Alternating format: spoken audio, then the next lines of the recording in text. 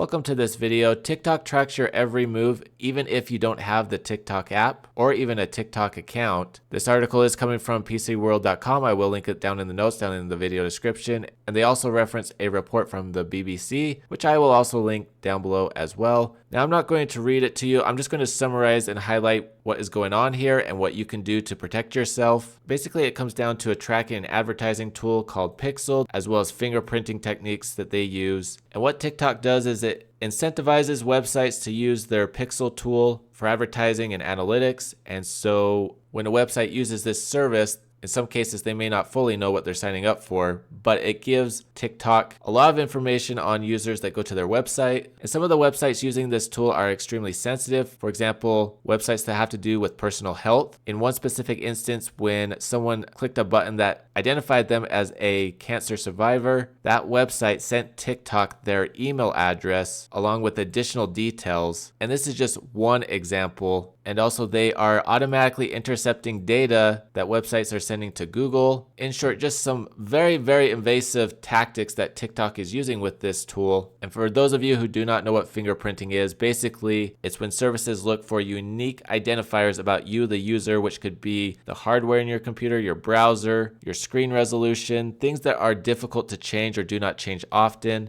to create a profile about you that follows you digitally around the world. And all this data collection is very, very dangerous. It's very bad. And that's the main thing I want to address right there is a lot of people have the mindset of it doesn't matter, I don't care. Let me present this scenario to you. If, for example, TikTok sent a human being, an actual person who followed you everywhere, to work, to school, to church, to your medical appointments, to the errands you run, the people you associate with, everything, you would not tolerate a human being from TikTok following you everywhere and recording everything that you're doing. You would report it as harassment and stalking. Yet for some reason in the digital world, because people don't see it happening right in front of their face, they turn a blind eye to it. And in some situations go as far as saying it doesn't matter. It does matter. It's very, very dangerous having all these tech companies creating profiles about you because this information is very sensitive. It could be used to raise your insurance rates. It could be used to deny you a job. It could be used to deny you housing. Governments have been found to purchase profiling data from tech companies, from data companies, so that they can track people. And whichever side of the aisle you're on, this is very, very bad. Do not want to have the government creating profiles on their citizens. In short, all this data collection can be used to harm you. It can be used to punish you. It can be used to single you out. I also want to be clear that this is not just TikTok that does this. Meta, aka Facebook, aka Instagram and WhatsApp, is notorious for doing this type of thing. Google, Alphabet, YouTube, all the same company. Yes, we're on YouTube right now. Thank you all for being here. It is a problem across almost the entire tech industry. And I do want to talk about things that you can do to make a difference and protect yourself. Now, the report will reference installing extensions that are centered around privacy. This is not the 2010s. I think this is a half measure. I'm always hesitant to recommend extensions just because people can get into the habit of installing more extensions, which could be very bad for security and privacy. And potentially adding an extension could be used in and of itself to fingerprint or identify you. And so the first step, the best option is to start using a privacy-oriented browser. That means never ever use Google Chrome or Microsoft Edge or the Opera browser. Those three are hot garbage. They do not care about your privacy. A good place to start at minimum is Safari. Apple has added various kinds of tracking protection, including fingerprint protection. A little bit better option could be the DuckDuckGo browser. It is a little bit simplistic, but it does have tracking protection and fingerprint protection built into it. Firefox, which I have up here on the top left, is a little bit better option. If I open up Firefox underneath privacy and security here in the privacy section, we can see it does offer protection against social media trackers as well as fingerprinting. And even though every browser I mentioned is a good place to start, and they do a pretty good job with balancing privacy and usability and convenience, the two best options that I can recommend is the Brave web browser, which I'm in right now, or LibreWolf, which is a Firefox-based web browser. The difference between it and Firefox is it comes out of the box with all of the settings set to prioritize privacy. Between LibreWolf and Brave, if you're someone who likes or historically has enjoyed using Google Chrome, I would recommend Brave because it's going to feel very familiar. It's Chromium based, so it looks and feels just like Google Chrome. It does a little bit better with convenience and usability, whereas LibreWolf is a little bit better in overall overall privacy. But the point being with step 1, start using a privacy-oriented web browser. Step 2, use social media as little as possible. And I know that this article focuses on people who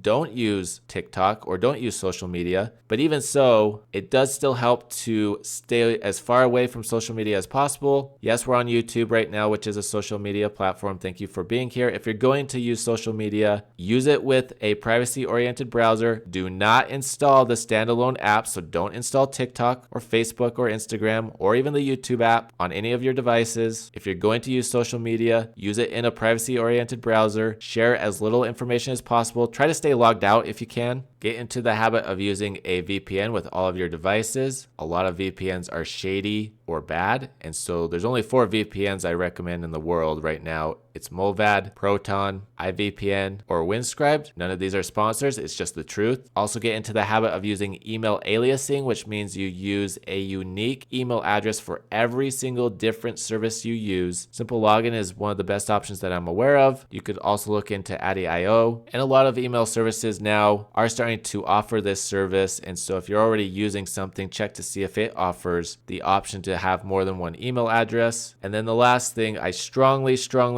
recommend, no matter what side of the political spectrum you're on, no matter where you live, you need to vote for people both at the local and federal level that value and prioritize your privacy so we can get regulation around tech companies that are just gathering up all this data, and also to prevent governments from just collecting data on their citizens. But that's everything for this video. If you do have any comments or questions, please post them down below. If you like this video, please give it a thumbs up or please consider sharing it. Or if you'd like to support the channel, go ahead and hit that join button to become a member for as low as 99 cents a month, the thanks button, the subscribe button, or that bell notification icon to get notifications on future videos. Thank you very much for watching. Hope you have a great day.